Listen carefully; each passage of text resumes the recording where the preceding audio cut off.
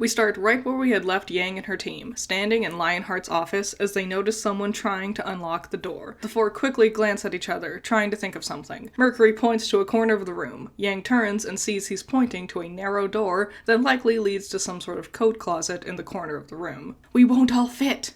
Just move it!" The four quickly and quietly rush over to the closet. Just as Yang suspected, it was very narrow. Nora dives onto the floor, curling herself into a little ball. Mercury crawls down next to her and hits a button on his legs. With a quiet hissing sound, his metal legs detach and he holds them close to his chest to make more room. Vernal clambers awkwardly over the other two, sort of balancing on their shoulders, and Yang finally crunches up last, her body twisting uncomfortably around the other three as she closes the closet door, just as the front door of the room opens. "Oh, pardon the mess." Yang opens the closet door slightly and peeks through. She can see Lionheart shuffling into the room with another person, likely a student. "I'm such a scatterbrain with my organization, but thank you for coming, Miss Nikos." "What was it you wanted to talk about, Mr. Lionheart?" Lionheart sits behind his desk and takes a deep breath. "Pira Nikos, do you know the story of the four maidens?" The four hiding in the closet share glances with each other, but remain silent. "You mean, like the children's story?" Lionheart nods to her. "Well, of course. There are four sisters who always chase each other around the world. They always try to outdo each other and replace what their previous sister leaves behind. Winter, spring, summer, and fall. That's why we have 4 seasons. My mother always loved that story." "Well, that's not surprising. But what if I told you it was true?" Pyrrha is stunned for a moment, then cocks her head. "I don't understand, sir." Lionheart stands back up and walks around his desk to face Pyrrha. "What if I told you there are 4 incredibly powerful maidens who protected Remnant, without the use of dust or a semblance?" Like magic?" "Exactly." He motions towards the seating area in his office, which is closer to the closet the 4 bandits were hiding in. They all slightly tense up as Lionheart and Pyrrha sit down closer to them. "Well, it sounds a bit fantastical, sir, and honestly, I'm not sure why you're telling me this." "The headmasters of the academies have been doing our best to try and keep the Maidens of Remnant a secret, for their own protection. There are those who want to use the Maiden's powers for their own wicked endeavors. It was my job to protect the Spring Maiden, but she ran away. I can only hope she's still alive." Yang glances over to Vernal, who clearly looks shaken by Lionheart's words. "You see, the Maidens not only have the deadly power of nature at their fingertips, but they also are capable of retrieving incredibly powerful, ancient magical relics we 4 headmasters keep in our protection." "I'm still not entirely sure why you're telling me this." "Well, you see, me and the other headmasters have been keeping an eye out for candidates to be our new Fall Maiden or Winter Maiden." Yang gasps quietly, her eyes widening at his words. "They are both... well, they are unwell, and we fear it might be close for the time they'll need to transfer their powers to a new host. And, Miss Pira Nikos, I cannot think of any other student in my school who would be a better candidate." Pyrrha gasps and places a hand on her chest. "Sir, I don't know what to say. I'm honored. I guess I probably shouldn't tell my teammates about this, though, right?" Lionheart pats her shoulder. "Best to keep this under wraps for now. Loose lips sink ships, after all. The 4 schools will be collecting at Vale later this year for the Vital Festival tournament. There, we can discuss with the other headmasters and their potential maiden candidates. We'll have a better idea of what our plans will be moving forward then." Pyrrha nods and stands up with him. He leads her back to his door. "Again, sir, I am honored. I won't let you down." Lionheart chuckles and leaves his office with her, gently closing the door on their way out. As soon as the doorknob stops moving, the 4 bandits blast out of the closet, tumbling into a pile on the floor. "That was crazy! I've never heard that story before." "Well, I guess I didn't exactly have parents around to tell me stories like that." "Nora, how is that the thing that stood out to you?" "Did you hear what he said? There's other relics. The 4 headmasters. They all have one. And there's other maiden powers, too." We cut to Neo and Ruby, jogging to a stop as the howls of Beowulfs echo in the distance. "What was that? Why did you stop me? That should have been easy." Neo huffs, her hair and eyes momentarily turning bright red before returning to normal. She pulls out her scroll and starts typing something. "What are you doing? You can't just keep ignoring me this whole time. We're supposed to be partners." Neo holds the phone out and an automated voice comes out of it. "Too many of them. Ruby is quiet, looking between Neo and her phone as she slowly pieces it all together. Neo types again. Wasting energy on small Grim is a bad idea. We need better teamwork. Ruby looks down at her feet. Sorry.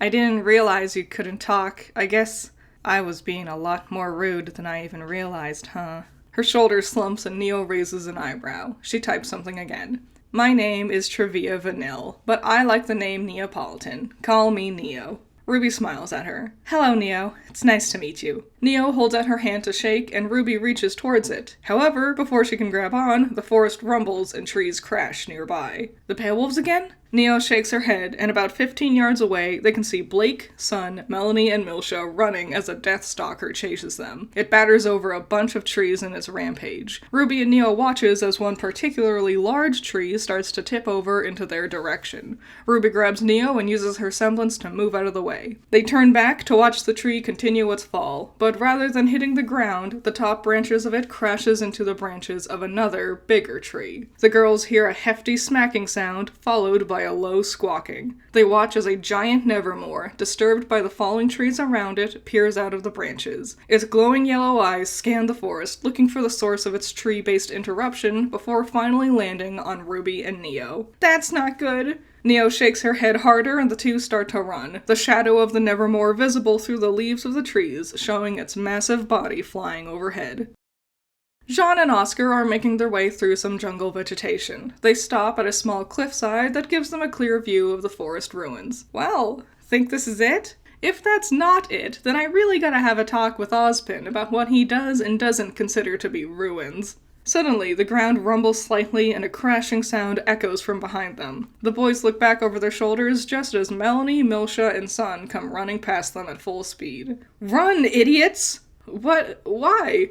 Deathstalker! Jean and Oscar scream in fear as the hulking body of the Deathstalker crashes towards them. Blake and her team run down the cliffside towards the ruins, while Jean and Oscar hug the cliff's edge as they run. They don't get far, though, before Ruby and Neo comes bursting out of the tree line right in front of them. Run!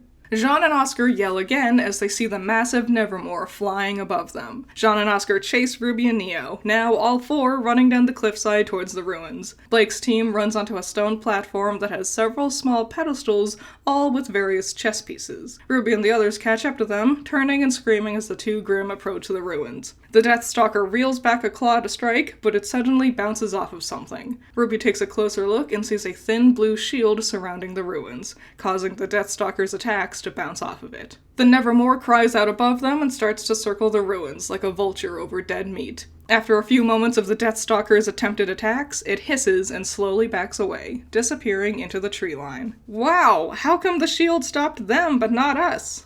It must be connected to our scrolls. As he says this, he pulls out his scroll and examines it. Melanie crosses her arms. You know they're not done with us, right? They'll come charging after us as soon as we leave the shield. We can't fight giant Grim like those two, right?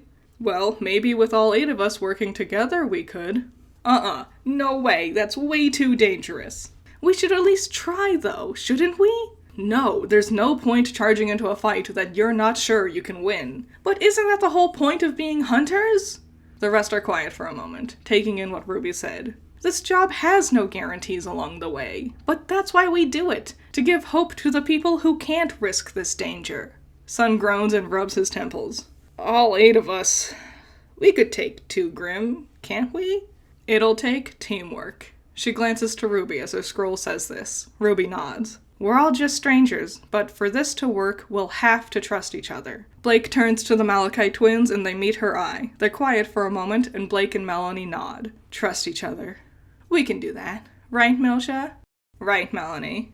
Then let's grab a relic and get ready. We should try to get to a clearing. The trees will only obscure the Grim and get in the way. Ruby reaches over and grabs the white bishop piece. Jean, watching her, does the same. Blake and Milsha grab black rook pieces. All 8 look at each other, readying their weapons. Okay, let's do this.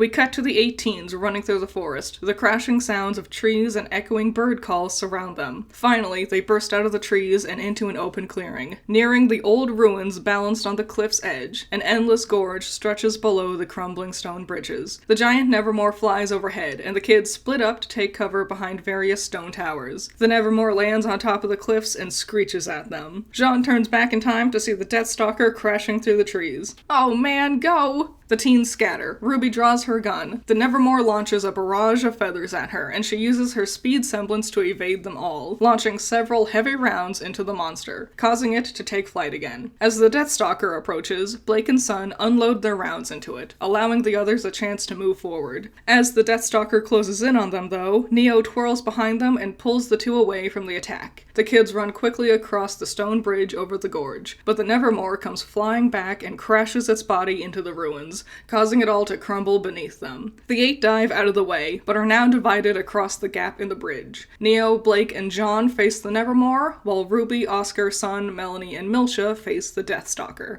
Ruby turns to see the others. Only Blake has a long-range weapon, and it seems her bullets don't seem to be able to reach the Nevermore as it circles back around. We have to help them! Oscar points to the ruins on the other side of the bridge. Can you make that jump?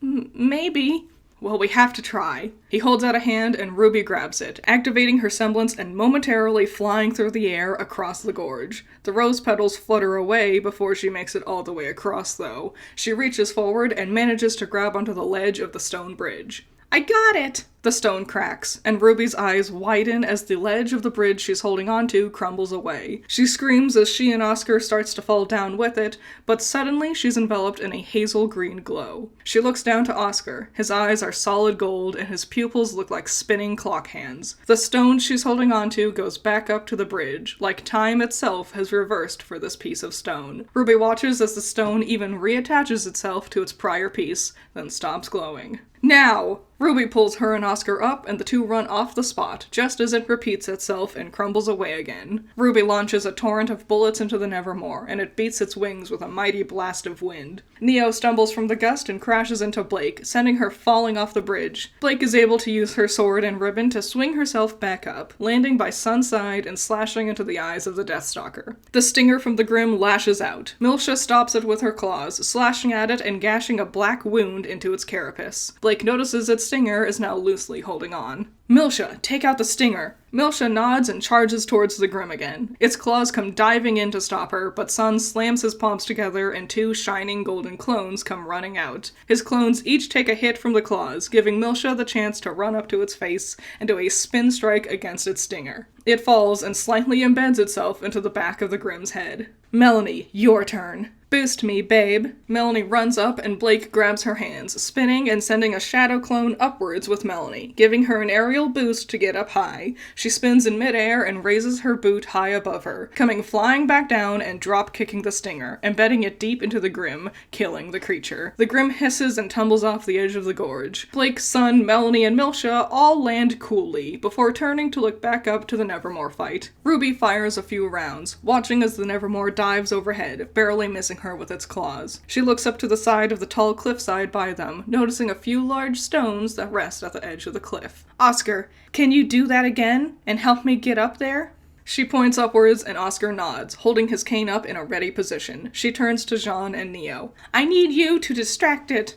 No problem. Neo opens her parasol and twirls it at the Nevermore. The bright colors of her weapon catches the Nevermore's eye, and it dives in her direction. Jean uses his huge riot shield to guard Neo, slashing at its claws as it passes them by. Ruby fires a few rounds into a particularly large stone, watching as it teeters closer and closer to falling out of place. Get Birdie over to me! With one last shot, the rock tumbles out of its place and falls down the side of the cliff face. Jean and Neo run down the length of the ruins, guiding the giant bird towards Ruby. She unfolds her scythe, waits for the bird to pass over her, and it stops itself just before hitting the cliffside, turning back towards Ruby. That's when Ruby launches forward, unloading rounds to propel herself forward as fast as she can. She hooks the blade of her scythe under the Nevermore's neck, then looks down at the tumbled rock right below her. Now! Oscar's eyes flash gold, and the rock reverses in time, flying at Mach speeds back upwards, and RWBY catches herself on it as it ascends, dragging the whole Nevermore upwards with her by the scythe's blade. With a huge yell, RWBY launches herself from the rock as it reaches its peak, its height pulling the blade upward with a furious spin and slicing the head of the Nevermore clean off the rest of the body. She lands in a flurry of rose petals at the top of the cliff, the lifeless body of the Nevermore falling down the length of the gorge and into the abyss. Neo leaps up and down, applauding. Jean collapses to his knees with a wavering sigh of relief. Oscar plants his hands on his hips and smiles up at RWBY atop the cliff. Well, that sure was something, wasn't it? RWBY looks back down the cliff at the rest of them below. Ozpin's voice cuts above an applauding crowd as we transition to an auditorium. Dove Bronzewing, Russell Crowe, Sky Lark, and Cardin Winchester. You all chose the black pawn pieces. You four will be Team Cardinal, led by Cardin Winchester. There's light applause as the four named boys exit the stage. Blake, Sun, and the Malachite twins take their places on the stage next. Blake Belladonna, Melanie Malachite, Milsha Malachite, and Sun Wukong. You four chose the Black Rook pieces. From now on, you will be Team Boom, led by Blake Belladonna. As her name is called, Blake turns to look at the other three. Sun has a huge smile on and gives her 2 thumbs up. Melanie gives Blake a nod, and she nods back, smiling. The 4 of them step off the stage as Oscar, RWBY, Jean, and Neo take the stage next. Jean Arc, Oscar Pine, RWBY Rose, and Trivia Neapolitan Vanille. You 4 chose the White Bishop piece. Therefore, you will now be Team Orange, led by... As he pauses, RWBY perks up slightly. Oscar Pine. As his name is called, RWBY looks a little downcast, turning to look at Oscar. Oscar himself looks completely confused, sharing an uncertain look with RWBY. However, Jean comes in and grapples the two in a big bear hug, shouting congratulations. Neo jumps up onto Jean's back and joins in on the hug. Ozpin says, "I think this is going to be a very interesting school year." We cut to Yang and the other bandits running back down alleyways of Mistral again, jumping over a slightly broken down wall and running into a nearby tree line. If we hurry, we can make it back to camp before night falls. Yang suddenly slows down and stops running. Nora notices and slows down too. What's wrong? The other two stop and turn back to look at Yang, her hands balled into fists. I'm not going back. What? He yells, walking back to be closer to Yang. Vernal also follows suit. Yang points to her chest. I'm not going back. Not until I'm also a maiden. Yang, you're being stupid. Let's just... No! She and Vernal stare each other in the eye. When that girl came to our camp and offered her powers to one of us, Raven chose you. Not me. Not her flesh and blood. You. My own mother didn't think I was good enough to have this sort of power. I've let her down. I'm a failure. Yang stares down at her feet, and Nora places a hand on her shoulder. Every time I see my mother now, it's all I can think of.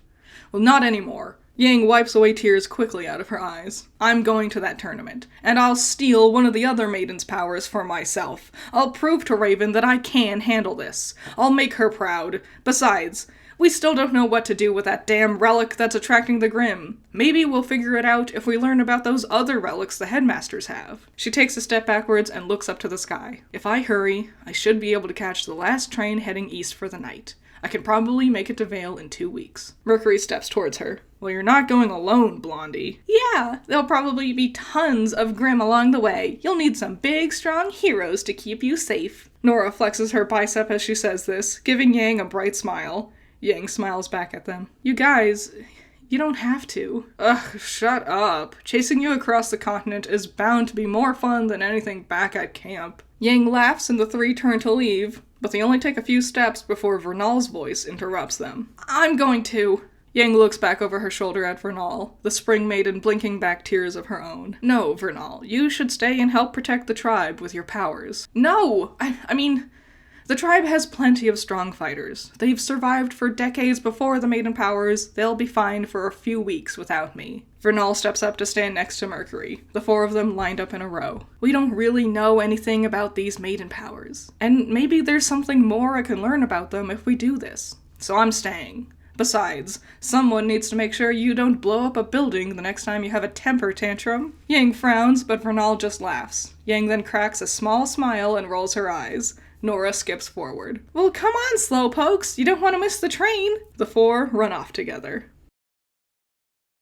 Thank you so much for watching. Shout out to my $10 patrons, you're all amazing. Andrew, Valhalla Knight, Chamomile, Classy Critic, Noah Perkins, Sunny Shy, Genital War Thunder, Jake, Amber, Hype Man, Isaiah, Scaring Crows, Not All That Evil, Messiah Complex, Jacob, Ben's Sketchbook, Rain, Omega Fighter, Trash, Wild Pilot, Josh, Twisty, Juan, Bunkin Duncan, Lycan99, Hoodie Angel, Ranger, and Hut Mutt Butt. I hope you liked this episode. Big one. Big crazy one. Big important moments with this one. What do you think? We got the team names now, most of them. What do you think? Are you excited? I'm excited. It's just getting better and better, more and more interesting. I can't wait for you all to see what happens next. Let me know what you think about the direction of the story, the direction of the teams, thoughts, theories, any and everything, all opinions. Leave them in the comments below. I would love to see it. And I'll see you in the next one. Bye-bye.